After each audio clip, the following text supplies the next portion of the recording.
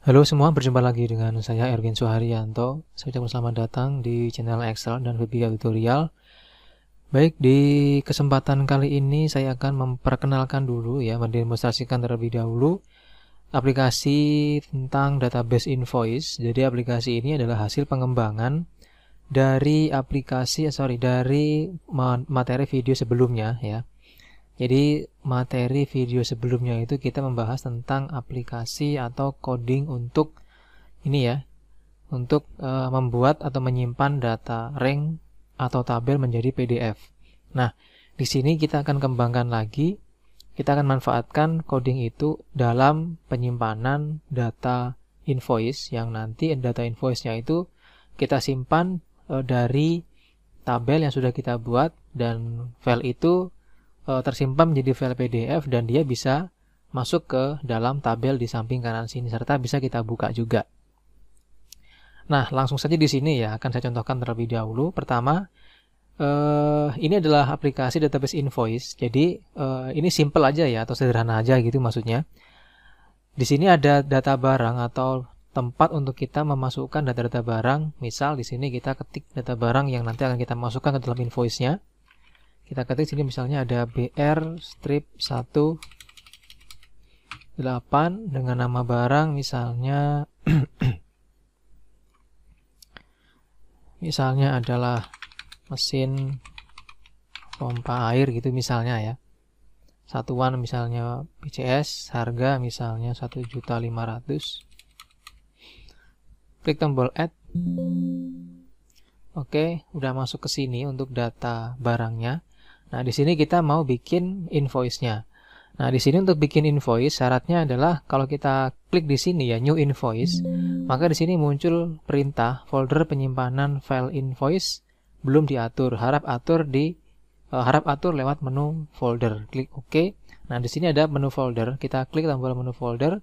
Kita disuruh menyeting di mana nanti folder tempat penyimpanan file PDF dari invoice-nya. Kita atur di sini.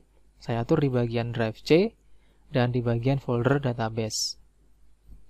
Saya klik confirm. Oke, maka di sini udah muncul dan di sini juga sudah muncul untuk foldernya. Kalau misalnya Anda mengklik di bagian cancel, maka dia akan dihapus lagi. Kita atur lagi foldernya, pilih dan confirm. Oke, nah kalau sudah kita tutup ya.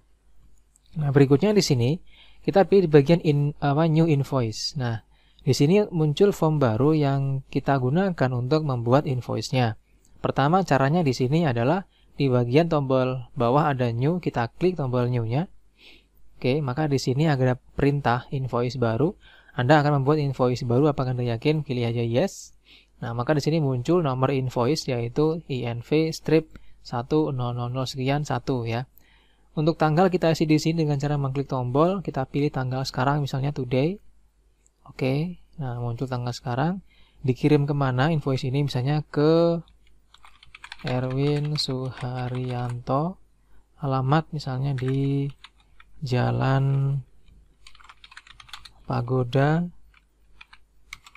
nomor 23 Surabaya misalnya. Lalu di bagian bawah di sini kita masukkan barangnya. Kita klik di bagian tombol get.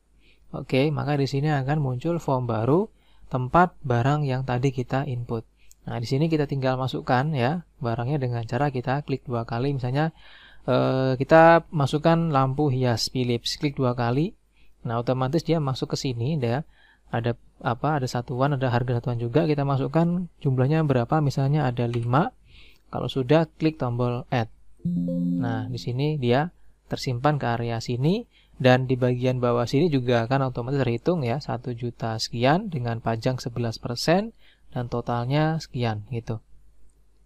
Nah, di bagian atas ini nggak akan hilang sampai kita itu selesai untuk melakukan ekspor dari file invoice ini gitu. Nah, di sini kita tinggal menambahkan barang yang kedua. Kita klik tombol di bagian get ya, klik tombol get maksudnya. Kita pilih di bagian setrika Mas Yuan ini misalnya, klik 2 kali. Masukkan jumlah misalnya 2, klik add, masukkan lagi misalnya kipas angin 3 misalnya, add, oke. Nah, jadi di sini ya, ini adalah invoice sederhana. Kita tidak ada menghitung stok atau pengurangan stok karena memang di dalam tabel atau di dalam form barang tadi ini tidak ada berkaitan dengan stok. Jadi ini hanya kita memasukkan barang dan jumlah jumlah barangnya berapa. Nah, jadi dari aplikasi dasar ini masih bisa dikembangkan dengan cara kita menambahkan beberapa kolom mulai dari jumlah stok dan sebagainya yang diperlukan untuk Anda masing-masing gitu. Nah, di sini kalau sudah seperti ini, misalnya kita mau melakukan pengeditan ya, kita cukup klik 2 kali di bagian data sini, misalnya di bagian data setrika Mas Pion. Harusnya enggak 2 tapi harusnya 4, tinggal kita klik, tekan atau diubah jadi angka 4, klik tombol update di sini. Ya, oke. Nah, maka dia berubah jadi 4 dan di sini juga akan berubah datanya.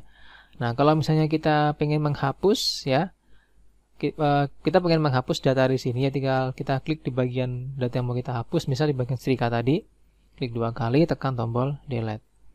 Yes, pilih, klik tombol yes ya. Oke. Nah, dia udah hilang dan ini dia juga berkurang untuk di bagian keterangan totalnya. Kita masukkan lagi misalnya barang yang lain. Misalnya ada panci kukus, harga kita masukkan ada 5 gitu, klik add, oke. Nah, maka muncul lagi di sini atau totalnya berubah lagi. Nah, kalau sudah di sini kita klik di bagian tombol export. Nah, export ini adalah perintah atau tombol yang kita pakai untuk menyimpan invoice ini, kita simpan dalam bentuk file PDF. Nah, kita klik tombol export. Oke, di sini keterangannya langsung muncul ya, atau langsung terbuka hasil invoice-nya tadi. Ini hasilnya. Jadi ada judul ya, kepada tadi, alamat, tanggal invoice, lalu ada nomor invoice, terus ada lagi nama barang ya, satuan, harga satuan, jumlah, terus total. Di sini ada pembayaran lewat bank apa, nomor rekeningnya berapa, terus subtotalnya, pajak, sama total total pembayarannya gitu. Di sini ada admin ya, serta ada alamatnya. Nah, kita tutup di sini hasilnya. Nah, di sini langsung ada keterangan invoice telah diekspor ke PDF. Klik OK. Nah, terus di sini kalau kita ingin membuat invoice yang baru ya, maka kita cukup mengklik tombol new di sini. Klik tombol new. Oke, nah maka di sini muncul seperti ini ya. Muncul seperti ini, kita klik tombol yes. Apa bedanya dengan tombol clear all? Kalau misalnya clear all itu adalah tombol apabila kita ingin menghapus atau membatalkan atau membersihkan form ini juga tanpa kita mengisi di bagian invoice. Jadi kalau clear all itu fungsinya membersihkan, tapi kalau new itu membersihkan plus kita membuat transaksi yang baru. Oke, kita coba untuk transaksi yang baru. Yes. Nah, di sini langsung otomatis jadi invoice 3 ya. Oke, kan tadi kita sudah mengkliknya gitu. Nah, berikutnya di sini kita masukkan lagi tanggal, misalnya tanggal 11 kemarin. Terus dikirim ke Danu Subagio, alamat di Jalan Kencana, Ungu misalnya, di Jakarta Utara. Nama barang kita pilih. Jumlah kita masukkan dengan cara klik tombol add. Kita pilih lagi barangnya. Masukkan lagi. Masukkan lagi. Masukkan lagi.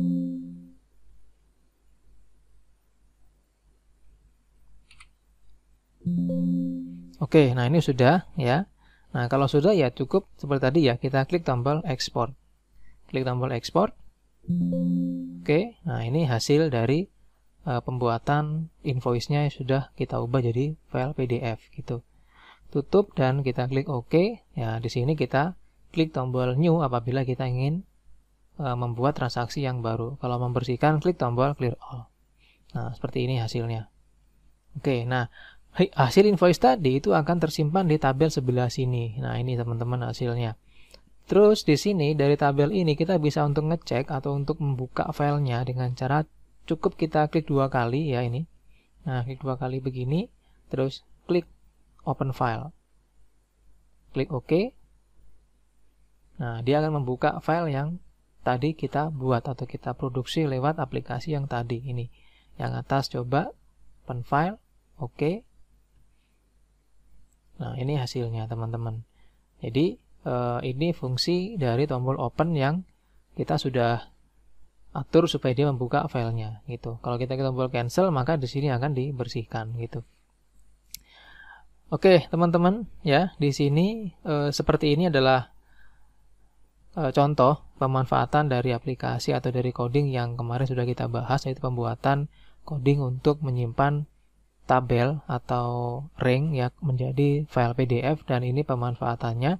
Masih banyak lagi pemanfaatan-pemanfaatan yang bisa Anda gunakan menggunakan coding yang saya tampilkan di video sebelumnya ya.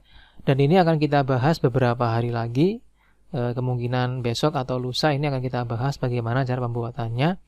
Terima kasih atas perhatiannya. Semoga video ini bermanfaat dan kita jumpa lagi di video tutorial selanjutnya.